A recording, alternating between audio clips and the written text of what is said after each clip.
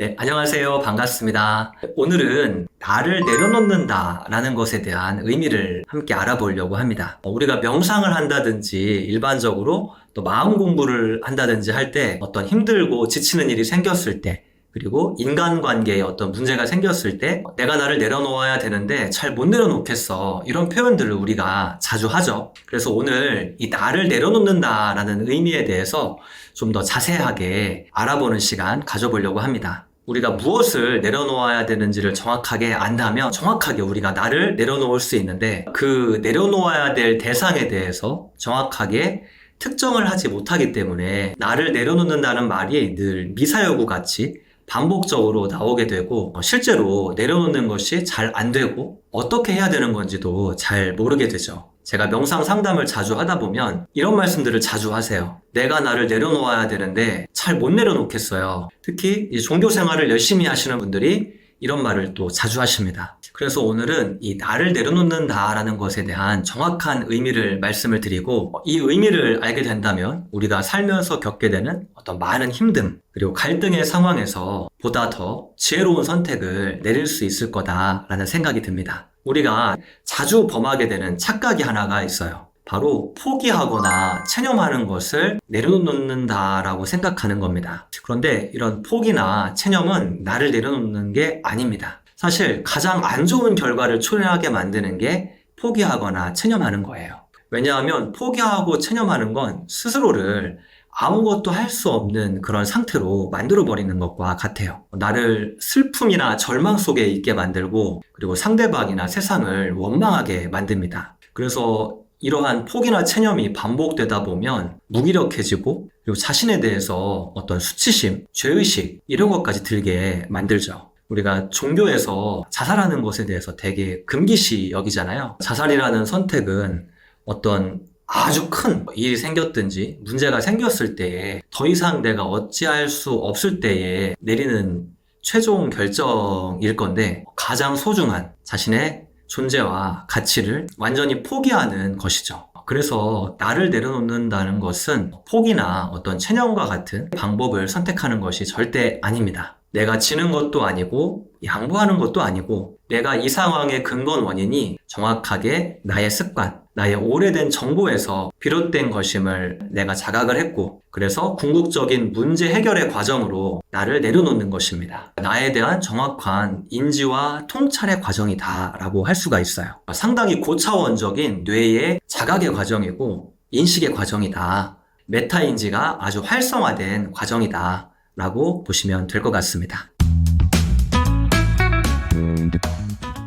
자, 우리가 나를 내려놓는다 라는 것이 쉽지 않다고 이야기들 하는데요. 이게 정말 쉽지 않은 이유는 두 가지가 있습니다. 하나는 정확하게 내가 무엇을 내려놓아야 되는지를 아는 그 과정이 어렵고요. 그리고 하나는 이제 그것이 무엇인지 알면 그걸 또 분리하는 과정이 어려운 거예요. 이 두 가지가 다 쉬운 과정은 아닙니다. 그러나 안 되느냐? 그렇지 않습니다. 예, 됩니다. 정확하게 첫 번째, 무엇을 내려놓아야 되는지를 정확하게 알고, 두 번째, 내려놓아야 될 충분한 이유가 있으면 내려놓을 수 있습니다. 이 두 가지를 염두에 두지 않고 그냥 내가 나를 내려놓는다, 내려놓고 싶어, 이거는 어려운 얘기입니다. 이 두 가지에 대해서 좀 더 깊은 이야기를 해볼게요. 첫 번째, 내가 내려놓아야 될 대상을 정확하게 인식하는 것입니다. 그런데 내가 내려놓아야 될 대상을 정확하게 알기 위해서는 일단은 나의 마음가짐이 아주 중요합니다. 내가 내려놓기를 원하는 그 대상을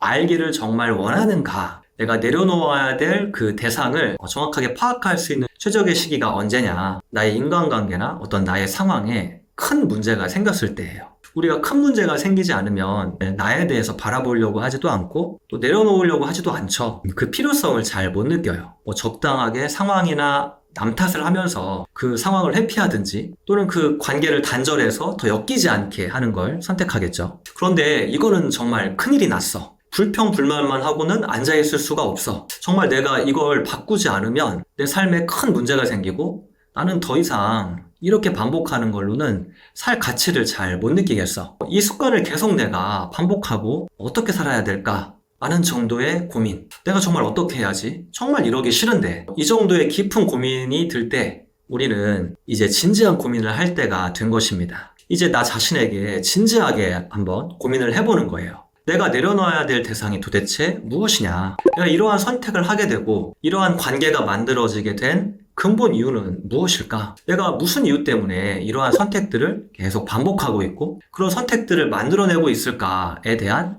나의 이유, 정확하게 내가 내려놓아야 될 그 대상을 바라보는 것입니다. 명상을 하면서 우리는 바라볼 수가 있습니다. 도리도리 명상을 하시든지 또는 어떤 절 명상 같은 걸 하시면서 내가 어떤 부분 때문에 이런 상황이 만들어졌는지에 대해서 성찰을 해보시는 거예요.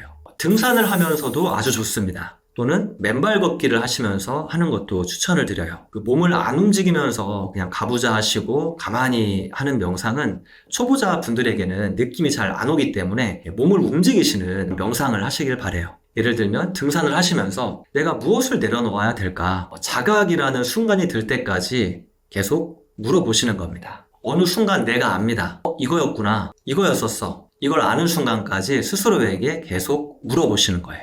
제가 예를 들어서 설명을 드려볼게요. 내가 가까운 사람, 가족이랑 많이 다투었어요. 정말 그 사람이 밉고 이해가 안 됩니다. 너무나 원망스럽습니다. 그래서 꼴도 보기도 싫고 쳐다보기도 싫고 그런데 우리가 충분히 그런 감정을 느끼다 보면 그 감정이 계속 지속되는 게 아니라 어느 순간 가면은 그 감정은 조금씩 사그라들어요. 사실 감정이 막 올라왔을 때는 내 문제라는 생각이 전혀 들지 않죠. 내가 뭘 내려놓아야 되겠다 이런 생각이 전혀 들질 않아요. 근데 감정이 한번 좀 사그라들면 이제 고민을 할 때가 된 겁니다. 내가 계속 이러한 관계를 지속할 건지에 대한 진지한 고민을 해보는 거예요. 다 끝낼 수는 없어.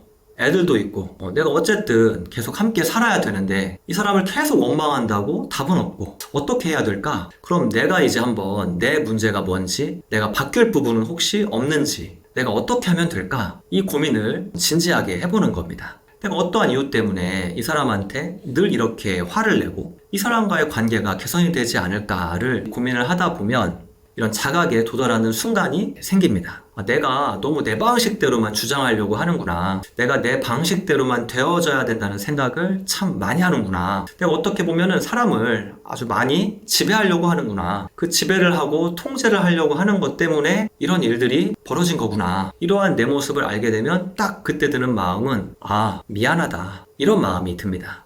참 미안하다. 내가 나도 모르게 상처를 많이 주었겠구나. 물론 나도 그 사람에 대한 어떤 답답함, 내 마음 같지 않은 그런 답답함 때문에 화를 많이 냈는데 내 마음이 한편으로는 너무 지배적이었구나. 이런 자각이 일어난다면 이제 문제는 어느 정도 많이 해결이 된 것입니다. 왜냐하면 내가 이 정도 자각이 일어나게 되면 상대방에 대한 태도가 달라져요. 예전에는 막 화도 나고 꼴도 보기도 싫고 이랬는데 왠지 좀 미안하고 상대방이 측은하기도 하고 슬프기도 한 그런 감정이 올라옵니다. 그러다 보니까 화를 좀 덜 내게 되고요. 지배를 덜 하려고 할 거고 상대방의 말을 귀 기울이려고 할 거예요.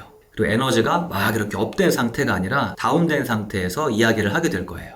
그럼 상대방도 달라진 걸 알겠죠. 달라진 걸 느껴요. 여기까지만 해도 문제가 한 반 정도, 50% 정도로 문제의 크기가 작아지게 됩니다. 상대방과의 이 관계가 완전히 쨍그랑 깨질 정도의 상태는 아닌 거고 그렇다고 완전히 하나된 상태는 또 아니에요. 완전히 해결된 상태는 아니지만 그래도 어떤 이 봉합의 가능성과 희망이 많이 생긴 단계라고 보시면 됩니다. 그러면 내가 이제 정확하게 내려놓아야 될 대상에 대해서 알았어요. 내가 이렇게 소유를 하고 지배를 하고 하려는 그런 성향들 때문에 이런 일이 생겼구나. 그럼 내가 내려놓아야 될 대상은 뭔가 소유하고 지배하려고 하는 내 맘같이 일들이 되어져야 한다고 생각하는 그러한 성향, 성격, 습관이구나. 이제 그 다음 단계는 반복하는 나의 성향에 대해서 그 대상과 결별해야 되는 단계입니다. 사실 이 결별이라는 게 참 어려운 과정이에요. 우리가 한번 결별해야지, 이별해야지 해서 끊어질 수 있는 게 아닙니다. 이건 역시 어려운 과정이지만 또 기쁘고 행복한 과정이기도 해요. 여기에는 나에 대한 성찰과 돌아봄, 그러면서 과거의 나에 대한 치유가 동반하는 과정입니다.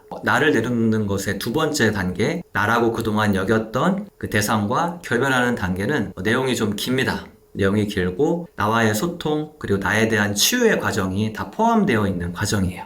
그래서 이것은 다음 영상으로 다뤄보도록 하겠습니다. 오늘 시청해주셔서 감사합니다. 다음 시간에 뵙겠습니다. 감사합니다.